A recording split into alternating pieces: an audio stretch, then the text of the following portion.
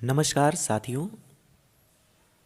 आगामी यूपीएचएससी यानी assistant professor Hindi और यूजीसी नेट जेआरएफ परीक्षा को ध्यान में रखते हुए पाठ्यक्रम में जो कहानी, उपन्यास, नाटक, निबंध, आलोचना इत्यादि सम्मिलित किए गए हैं उनको एक एक कर हम लोग यहाँ चर्चा करेंगे। इसी श्रृंखला में आज हम लोग बातचीत करने वाले हैं अंधेर नगरी नाटक के संदर्भ में। इसमें हम अंधेर नगरी नाटक के कथानक को समझेंगे और जो संभावित महत्वपूर्ण प्रश्न बन सकते हैं या पूछे जाते हैं उन प्रश्नों को भी हम यहाँ पर डिस्कस करेंगे, समझेंगे। तो आइए शुरू करते हैं। भारतेंदु हरिश्चंद्र जी द्वारा रचित अंधेर नगरी नाटक। अंधेर नगरी प्रसिद्ध हिंदी साहित्यकार भारतेंदु हरिश्चंद्र का सर्वाधिक लोकप्रिय नाटक है। 6 अंकों में इस नाटक में विवेकहीन और निरंकुश शासन व्यवस्था पर करारा व्यंग करते हुए उसे अपने ही कर्मों द्वारा नष्ट होते दिखाया गया है। यहाँ महत्वपूर्ण बात यह है कि यह नाटक 6 अंकों में विभाजित है। भारतेंदु ने इसकी रचना बनारस के हिंदू नेशनल थिएटर के लिए एक ही दिन में की थी। यह प्रश्न भी पूछा जाता है कि भारतेंदु ने कौन सी रचना एक ही दिन में की थी, तो इसका सही जवाब होगा अंधेर नगरी। अब हम लोग चलते हैं अंधेर नगरी के कथानक की ओर। तो जैसा कि पूर्वत हमने जाना कि यह नाटक 6 अंकों में विभक्त है और इसमें अंक के बजाय दृश्य शब्द का प्रयोग किया गया है। तो आइए एक एक दृश्य के बारे में जानते हैं कि किस दृश्य में क्या दिखाया गया है। तो पहले दृश्य में महंत अपने 2 चेलों के साथ दिखाई पड़ते हैं जो अपने शिष्यों गोवर्धन दास और नारायण दास को पास के शहर में भिक्षा मांगने भेजते हैं। वे गोवर्धन दास को लोभ के बुरे परिणाम के प्रति सचेत करते हैं। दूसरे दृश्य में शहर के बाजार का दृश्य है जहां सब कुछ टके सेर बिक रहा है। गोवर्धन दास बाजार की इस कैफियत को देखकर आनंदित होता है और 7 पैसे में 2.5 सेर मिठाई लेकर अपने गुरु के पास लौट जाता है। तीसरे दृश्य में महंत के पास दोनों शिष्य लौटते हैं। नारायण दास कुछ नहीं लाता है जबकि गोवर्धन दास 2.5 सेर मिठाई लेकर आता है। महंत शहर में गुणी और अवगुणी को एक ही भाव मिलने की खबर सुनकर सचेत हो जाते हैं और अपने शिष्यों को तुरंत ही शहर छोड़कर चलने को कहते हैं। वे कहते हैं, सेत सेत सब एक से जहाँ कपूर कपास, ऐसे देश कुदेश में कबहु न कीजे बास। नारायण दास उनकी बात मान लेता है जबकि गोवर्धन दास सस्ते स्वादिष्ट भोजन के लालच में वहीं रह जाने का फैसला करता है। अब अगला दृश्य चौथे दृश्य में अंधेर नगरी के चौपट राजा के दरबार और न्याय का चित्रण है। शराब में डूबा राजा फरियादी के बकरी दबने की शिकायत पर बनिया से शुरू होकर कारीगर, चूने वाले, भिस्ती, कसाई और गणरिया से होते हुए कोतवाल तक जा पहुंचता है और फिर कोतवाल को फांसी की सजा सुना देता है। 5वें दृश्य में मिठाई खाते और प्रसन्न होते मोटे हो गए गोवर्धन दास को 4 सिपाही पकड़कर फांसी देने के लिए ले जाते हैं। वे उसे बताते हैं कि बकरी मरी है, इसलिए न्याय की खातिर किसी को तो फांसी पर जरूर चढ़ाया जाना चाहिए। जब दुबले कोतवाल के गले से फांसी का फंदा बड़ा निकला तो राजा ने किसी मोटे को फांसी देने का हुक्म दे दिया था और उस शहर में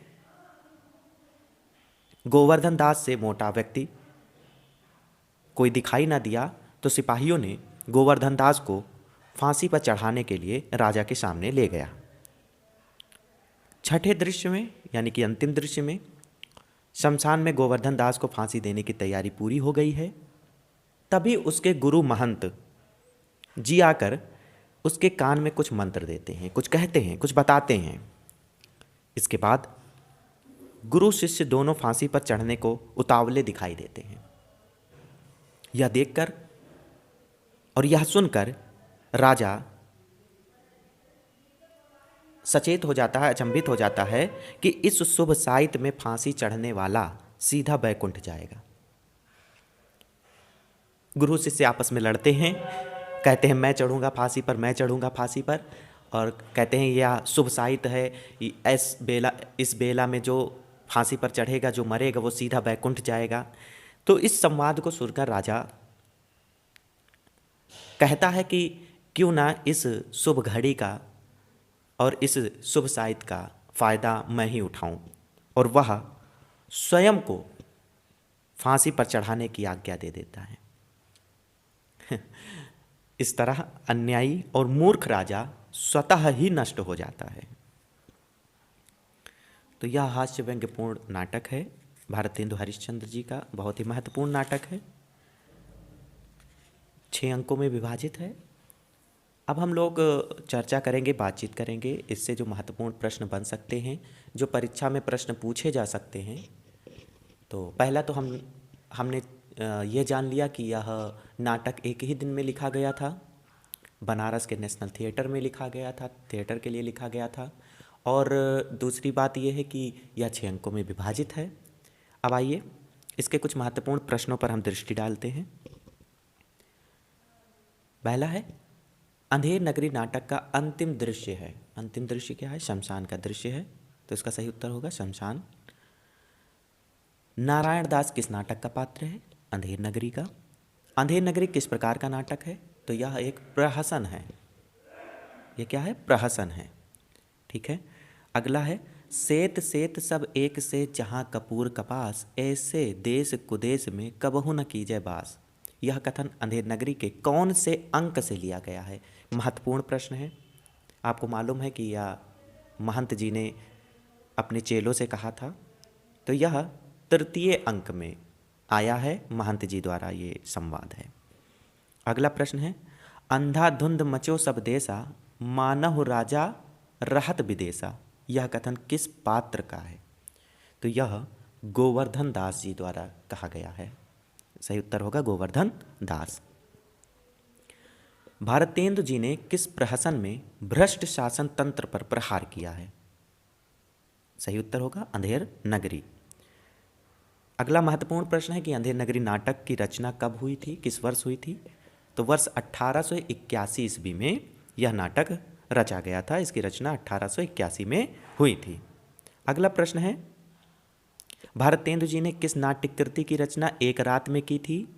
अंधेर नगरी। अंधेर नगरी में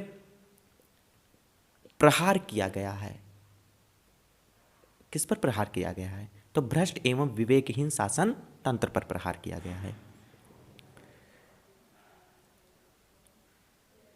अगला है कि एक पंक्ति है, बताना है ये किस नाटक से है।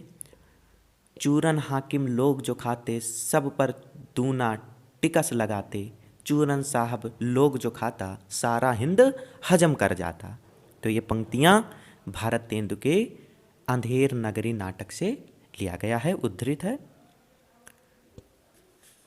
अगला प्रश्न है मेरा कि अंधेर नगरी नाटक का मूल कथ्य है। सही जवाब होगा अविवेकपूर्ण अंग्रेजी शासन का पर्दाफाश करना।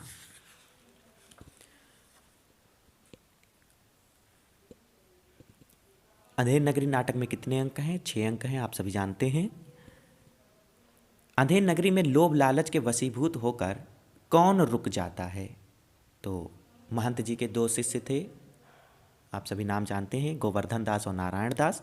तो इसमें जो गोवर्धन दास थे वो लालच में, लोभ लालच में आकर स्वादिष्ट भोजन के चक्कर में, सस्ते और स्वादिष्ट भोजन के चक्कर में रुक जाते हैं। तो इसका सही जवाब होगा गोवर्धन दास। अगला प्रश्न है कि बाजार का दृश्य अंधेर नगरी नाटक के कौन से अंक में है? तो बाजार का दृश्य अंधेर नगरी नाटक के दूसरे अंक में है, द्वितीय अंक में है। अगला प्रश्न है,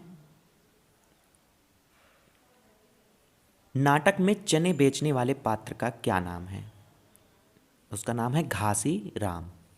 ठीक है, जो चना बेचता है, घासी राम।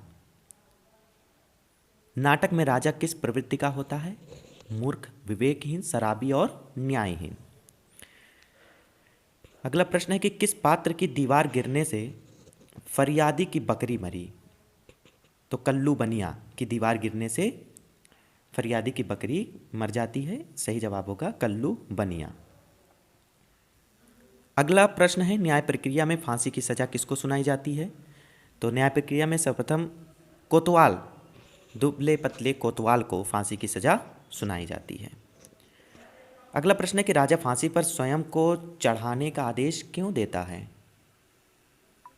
आप सभी जानते हैं, इसका सही जवाब होगा स्वर्ग जाने के लिए, वैकुंठ जाने के लिए।